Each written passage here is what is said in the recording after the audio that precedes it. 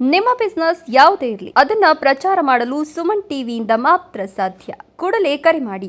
Welcome to Suman TV Kannada. ನಮಸ್ಕಾರ ವೀಕ್ಷಕರೇ. ಚಿಕ್ಕಬಳ್ಳಾಪುರ ರಾಜಕೀಯ ವಲಯದಲ್ಲಿಂದು ಭಾರಿ ಚರ್ಚೆಗೆ ಕಾರಣವಾದ ಮಹತ್ವದ ಪತ್ರಿಕಾಗೋಷ್ಠಿ ಭಾರತೀಯ ಜನತಾ ಪಾರ್ಟಿ ಜಿಲ್ಲಾ ಕಚೇರಿಯಲ್ಲಿ ನಡೆಯಿತು.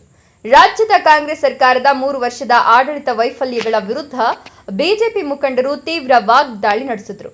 ರೈತ ವಿರೋಧಿ, ದಲಿತ ವಿರೋಧಿ, ಬಡವರ ವಿರೋಧಿ ಆಡಳಿತ ನಡೆಸಲಾಗುತ್ತಿದೆ ಅಂತ ಆರೋಪಿಸಿ ಬಿಜೆಪಿ ನಾಯಕರು ಸರ್ಕಾರದ ವಿರುದ್ಧ ಆಕ್ರೋಶ ಹೊರಹಾಕಿದರು. ಈ ಪತ್ರಿಕಾಗೋಷ್ಠಿಗೆ ಕರ್ನಾಟಕ ವಿಧಾನ ಪರಿಷತ್ ವಿರೋಧ ಪಕ್ಷದ ನಾಯಕ ಛಲವಾದಿ ನಾರಾಯಣಸ್ವಾಮಿ ಮುಖ್ಯ ಅತಿಥಿಯಾಗಿ ಭಾಗವಹಿಸಿ ಮಾತನಾಡಿದರು. ಕಾಂಗ್ರೆಸ್ ಸರ್ಕಾರ 3 ವರ್ಷಗಳ ಸಾಧನಾ ಸಮಾವೇಶ ಅಂತೇಳಿ ಇವತ್ತು ತುಮಕೂರಿನಲ್ಲಿ ದೊಡ್ಡ ಸಮಾರಂಭವನ್ನ ಏರ್ಪಡಿಸಿದ್ದಾರೆ. ಕಾಂಗ್ರೆಸ್ನವರಿಗೆ ಇದು ಸಾಧನೆಯಂತೆ ಕಂಡಿದೆ, ರಾಜ್ಯದ ಜನರಿಗೆ ಇದು ವೇದನೆಯಾಗಿದೆ. ಸಾಧನೆ ಏನು ಅಂತಕ್ಕಂತ ಒಂದು ಮಾತನ್ನು ಕೂಡ ಮುಖ್ಯಮಂತ್ರಿಗಳಾಗ್ಲಿ, ಅವರ ಸಹಪಾಠಿಗಳಾಗ್ಲಿ, ಉಪಮುಖ್ಯಮಂತ್ರಿ ಆಗ್ಲಿ ಯಾರು ಕೂಡ ಹೇಳಿಲ್ಲ.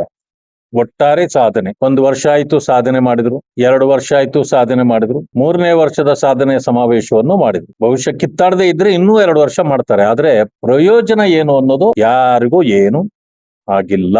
ಒಟ್ಟಾರೆ ಹೇಳೋದಾದ್ರೆ ಈ ಕಾಂಗ್ರೆಸ್ ಸರ್ಕಾರ ಕಳ್ಳರ ಸಂತೆ ಇದ್ದ ಹಾಗೆ. ಅಲ್ಲಿರುವ ಎಲ್ಲರೂ ಕಳ್ಳರೇ ಆದ್ರೆ ಅದೊಂದು ಸಂತೆ. ಅವರನ್ನ ಪ್ರಶ್ನೆ ಮಾಡೋರು ಅವ್ರ ಪಕ್ಷದಲ್ಲೇ ಯಾರು ಇಲ್ಲ. ಜನರು ಪ್ರಶ್ನೆ ಮಾಡಿದ್ರು ಅವ್ರಿಗೆ ಕೇಳೋದಿಲ್ಲ. ಅವ್ರಿಗೆ ಒಂದ್ ಅನಿಸಿದೆ, ಜನ ನಮಗೆ ಹೆಚ್ಚು ಸ್ಥಾನಗಳನ್ನ ಕೊಟ್ಟು ಬಿಟ್ಟಿದ್ದಾರೆ. ಯಾರೇನು ಹೇಳಿದ್ರು ಏನು, ವಿರೋಧ ಪಕ್ಷದವರು ಹೇಳಿದ್ರು ಅವ್ರಿಗೆ ಅದನ್ನ ಕಿವಿಗೆ ಹಾಕೊಳ್ಳದೆ ಪ್ರಜಾಪ್ರಭುತ್ವಕ್ಕೆ ದ್ರೋಹ ಮಾಡ್ತಾ, ಜನರಿಗೆ ವಂಚನೆ ಮಾಡ್ತಾ 5 ವರ್ಷ ಲೂಟಿ ಮಾಡಿ ಹೊರಟೋಗ್ಬೇಕು. ಮುಂದೆ ಆಗೋದೇನಿದ್ರು ಆಮೇಲೆ ನೋಡ್ಕೊಳ್ಳೋಣ ಅನ್ನೋದು ಅವರ ಮನಸ್ಥಿತಿ. ರೈತರ ಆತ್ಮಹತ್ಯೆಗಳು ಬೇಕಾದಷ್ಟು ಆದವು, ಈಗಲೂ ಆಗ್ತಾ ಇವೆ, ತಲೆ ಕೆಡಿಸ್ಕೊಳ್ಳೋದಿಲ್ಲ. ಗ್ಯಾರಂಟಿ ಯೋಜನೆಗಳು ನೂರಾರು ಯೋಜನೆಗಳನ್ನು ಹೇಳಿದ್ರು. ಮೊದಲನೇದಾಗಿ 5 ಗ್ಯಾರಂಟಿ ಘೋಷಣೆ ಮಾಡಿದ್ರು.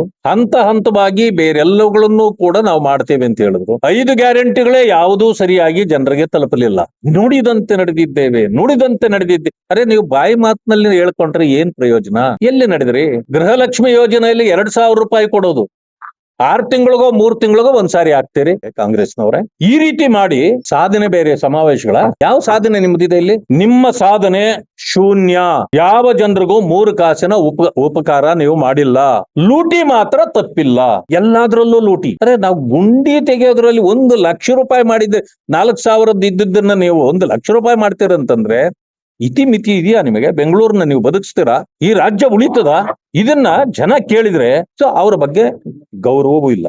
ಹೀಗೆ ಅನೇಕ ರೀತಿಯಲ್ಲಿ ನಾವು ಎಷ್ಟು ಪ್ರಶ್ನೆ ಮಾಡಿದ್ರು ಕೂಡ ಅವರು ಅದಕ್ಕೆ ಉತ್ತರ ಕೊಡೋದಿಲ್ಲ. ಇವತ್ತು ಸಾಧನಾ ಸಮಾವೇಶ ಏನು ಮಾಡ್ಲಿಕ್ಕೆ ಹೊರಟಿದ್ದಾರೆ, ಇದು ಸಾಧನೆ ಅಲ್ಲ, ಜನರ ವೇದನೆಯ ಸಮಾವೇಶ.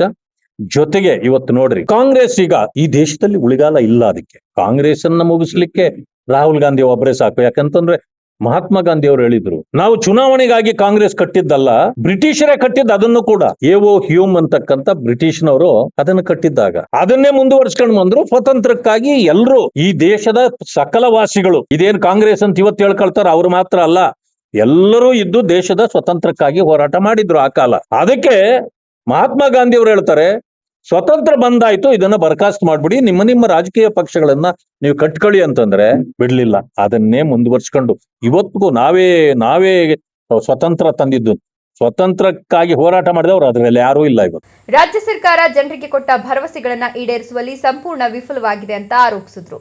ರೈತರಿಗೆ ಸಮರ್ಪಕ ಬೆಂಬಲ ಸಿಗ್ತಿಲ್ಲ, ದಲಿತ ಸಮುದಾಯದ ಅಭಿವೃದ್ಧಿ ಕಡೆಗಣಿಸಲಾಗಿದೆ, ಬೆಲೆ ಏರಿಕೆ ಹಾಗೂ ಭ್ರಷ್ಟಾಚಾರದಿಂದ ಸಾಮಾನ್ಯ ಜನರು ಸಂಕಷ್ಟಕ್ಕೆ ಸಿಲುಕಿದ್ದಾರೆ ಅಂತ ಸರ್ಕಾರದ ವಿರುದ್ಧ ಕಿಡಿಕಾರಿದ್ರು.